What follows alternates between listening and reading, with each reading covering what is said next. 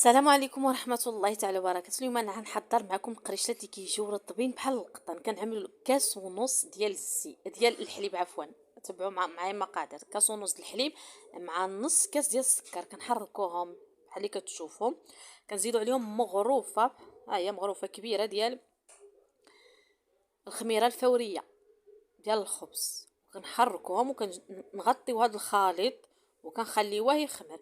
ملي كيبدا يخمر شويه بحال اللي كتشوفوا دابا، ديك الساعه كنضيفوا عليهم بياض بيضه واحده، بياض ديالها ماشي الصفر، ونص كاس ديال الزيت النباتيه، وقشر الحامض.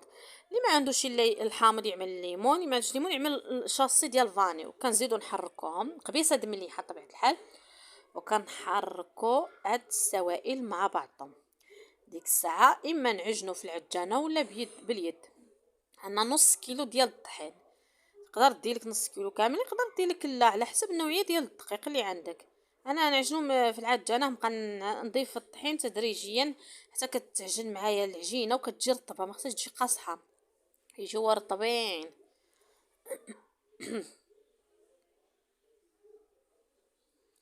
مي كتعجن كتجي بحال هذا الشكل هذا اللي كتشوفوا، رطبه صبعان كيدخلوا فيها، يعني رطيبه. كنغطوها بالزيف وكنخليوها حتى تخمر. ملي كتخمر كنخرجوا كويرات بحال اللي كتشوفوا كويرات، وكنحطوهم فوق الطاوه ديال الفران.